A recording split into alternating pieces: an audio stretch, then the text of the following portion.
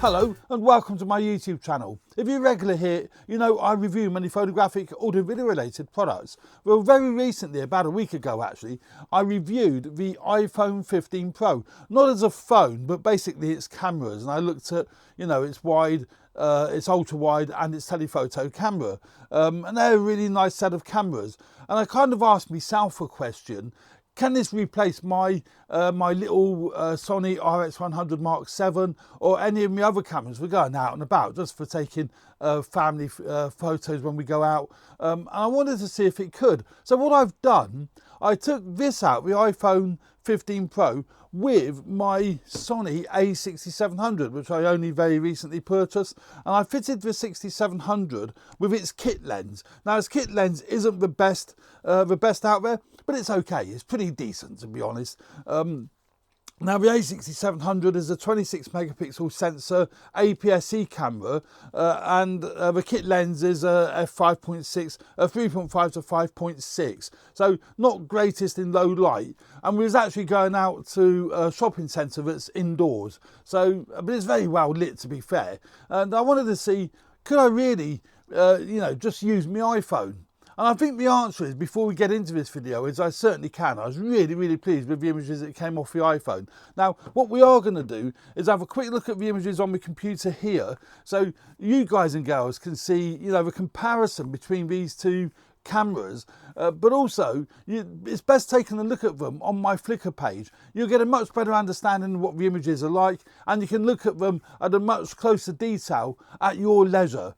Now, I want to cover something that somebody did make a comment on one of my other videos. They said my photographs are not great and I should edit them. Now, I'm deliberately not editing them because most people won't want to edit their photos. I say most. A lot of people will want to take nice pictures, want them to be nice out the camera. They don't want to be going into programs like Lightroom, Photoshop and what have you to edit them. That's the reason why I didn't edit them on the images that the guy commented on. Secondly, I don't confess to be, you know, none of these images I confess to be fantastic photographic images.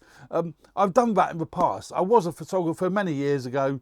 I'm retired now from professional photography. I just want to go out and about and take nice photographs. So, you know, they're not edited, they're straight out of camera. Now, the only mistake I made with the A6700, I say mistake, I had it set to 16:9, so I could take photographs that I could upload straight to YouTube or whatever. I like the 16:9 aspect ratio, but because of that, the pixel density dropped from 26 megapixel to about 24 megapixel. So, slight loss in resolution, and you'll see when you look at these images the aspect ratio is quite a bit different between the iPhone and the Sony A6700. Both cameras I only use the one lens. On the iPhone 15 Pro I used the wide lens. They call it the wide lens. It's more of a natural looking lens, I think. 24mm basically, 24mm wide lens, and I had that set to 48 megapixels. So I had it set to its highest resolution because I was shooting RAW. Not edited, but shooting RAW on the iPhone 15 Pro here. So that was using the 24mm lens, and on the Sony A6700 I just had the lens set to its widest position. So when I was going out, I didn't have it set to telephoto, I didn't zoom in at all, I just had it set to its widest position. And that works out fine. I don't know why that's coming up with us, because it's, there we go. So I had that set to its widest position, which again was about 24 millish. It says 16, it's a 16 to 50 in APS-C terms, but you times the 16 by 1.5, I think that's about 23 mil. So somewhere around, you know, it is, give or take, it's, you know, the aspect ratio will be, or the focal length will be very similar. Although the aspect ratio isn't the same. But now let's have a quick look at these images. Now I've got them in Lightroom because it's just easiest to compare them. In Lightroom I could have used any software, but let's just click on this first one. Now that's, you can see that's a 16:9 aspect ratio. That's taken on the Sony. Now if we compare that with the one taken on the iPhone, ignoring the aspect ratio, but the colours are slightly different on the Sony compared to the iPhone. Both sets are auto white balance. I like the colour rendition of the Sony better than I do on the iPhone, but that's going to be personal choice. Although saying that, the reds on that sign look much better on the iPhone than they do on the Sony. It was actually a red sign, it wasn't orange. On the Sony on auto white balance, that looks orange. Obviously I could adjust that in the edit, but I don't want to edit these because as I said, it's pointless. Now, as far as sharpness is concerned, the iPhone I think it's awesome. I mean, it's phenomenal. The sharpness is absolutely fantastic on the iPhone, but the sharpness is also, although I've used the kit lens, is also very good on the Sony. So, you know, again, if I was just judging the iPhone picture on its own without comparing it side by side, I'd be very happy with what's come out of the iPhone. I would be delighted with that. I have no problem with that. You can read the signage clearly on the iPhone. Also, it doesn't look over sharpened. I find with mobile phone images, the manufacturers put far too much sharpening in the images. And I think they do that for a reason, because people are just viewing these, generally speaking, on a mobile phone, a tablet, a small screen. I don't think many people view phone images on a large screen or even print them. So you don't really notice the over sharpening, because most people aren't going to really crop in really tight like that. But because I shot in RAW, I can turn that sharpness down in the edit, and I think that is really, really nice. But although they've applied sharpening to the image, you can turn it down in the edit. I've done that in Lightroom. You can actually turn the sharpening down. I think that is really, really useful if you're shooting RAW. If you're shooting JPEG or HEIVC, whatever they call it, I don't think you can turn the sharpening down in the edit because it's baked into the image.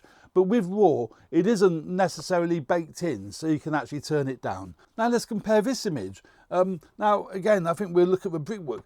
Again, I like the tonal quality of the Sony better than I do of the iPhone. The iPhone just looks a little bit muddy, but if I saw that on its own without comparing it with a Sony, I don't think it would do. I don't think I would notice it. I'm noticing it because I've got two images, you know, on the screen. But if we look at again the brickwork, the sharpness of the brickwork, the iPhone is phenomenal. The Sony is great. The Sony is really good, but it's a more natural sharpness on the Sony than it is on the iPhone. The iPhone is basically very much a digital sharpness. But it isn't horrendous, and again, I can tone that down if I really wanted to. In fact, if we went into develop and I looked at that one on here, which one is it? That one, and we went into this, we can actually turn the sharpness down. You can see there let's go in tighter. I don't know if you can see that. That's right down, that's a sharpness right up. So, you know, you can make, that's more obvious there, you can see where it's over sharpened there, and you can take the sharpness right down to 0. Let's take a look at another image. Let's have a look at this one here. Again, the tonal range on the Sony, I've swapped them around now. The tonal range on the Sony does look just that little bit better than it does on the iPhone.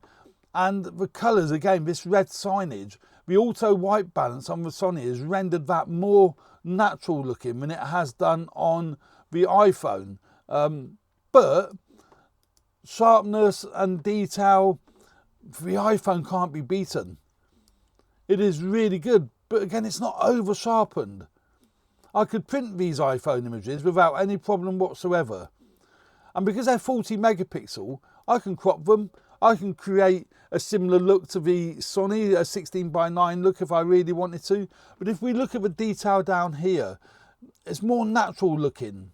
I'm finding the iPhone not, again, it's slightly more muddy, but everyone's taste is going to be different. This is another reason why I've not edited them. People's tastes are different. The way people edit their images is going to be different. The look that people are looking for is going to be different. They're both looking really, really good. I'm quite happy with either of those. Let's have a look at this one actually. Let's compare that one and that one. Compare those two. Look at these greens. I think the greens are cleaner on the Sony than they are on the iPhone. But I'm nitpicking. I'm really nitpicking. But again, the sharpness on the iPhone is really nice, and the sharpness on the Sony is really, really good as well. So, yeah, both can pass, which I'm really surprised. I mean, I found this a couple of years ago when I reviewed the iPhone 13 Pro, and I actually said then, it's a great travel camera because the images are just so good that come off it. And that was just a 12 megapixel output. This is, in RAW, a 48 megapixel output on the iPhone, or 24 megapixel, depending on how you set the camera up and what settings you're using. None of these are edited, as I say, they're all shot at the widest 24mm, same as on the Sony. It was a better way of comparing the two. But again, colours are really, really vivid, they're really good. Now, if we look at this one here, and compare them two. Now again, the Sony, I just like the skin tones on the Sony. The iPhone look just a bit muddy, I think. I don't think the skin tones look anywhere near so good, but the sharpness on the iPhone is great, is really good, but the sharpness on the Sony again is, in fact the Sony just looks that little bit better actually. The face and eye detect on the Sony A6700 is phenomenal. It's really, really good. The iPhone is really good, but yeah, I don't know, I like both, but I think the Sony is better. Obviously the Sony has a bigger sensor, so you're going to get a better depth between the foreground and the background, unless you use fake bokeh. There are settings on the iPhone, portrait mode it's called, and that creates a fake bokeh between the foreground and the background, or the person and the background. You can see on the Sony it's created a much nicer out of focus area in the background, where the iPhone is sharp. It's sharp all the way through. I mean, the focus point was basically on the teapot here. Actually, no, that wasn't the focus point. I'm not sure where the focus point was. Somewhere around here. It looks like the focus point was somewhere around the chair here. But on the Sony, the focus point is the teapot. So it's much easier to get that separation between the subject and the background or foreground using cameras such as the Sony A6700, or any of it. Has hundreds of them, the Canons, the Fujis, whatever it might be. It's much easier to get it on a camera like this, or even the little 1-inch sensor cameras, than it is on a mobile phone, because the sensors are so tiny on a mobile phone. Pretty much everything, the depth of focus is going to be pretty much in sharpness throughout the whole range.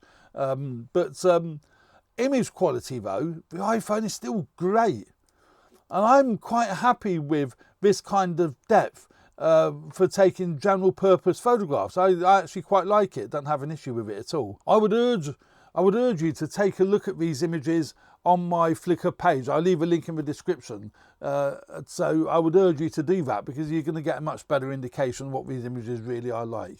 So there we go, that's my comparison. It's not really a comparison as such, but that is my look at the iPhone 15 Pro main camera, 24 megapixel, 24 millimeter 48 megapixel main camera, 48 megapixel if you shoot in RAW, and I think it's great compared to the Sony A6700 using its standard kit lens, shot at its widest setting. That is a quick comparison. Hope you enjoyed it. Please subscribe to my channel. Almost got that wrong. Please subscribe to my channel if you haven't already done so. Hit the like button if you like the content in this video. Would really appreciate that. It does help me grow the channel. So thanks very much for watching. Cheers for now. Bye.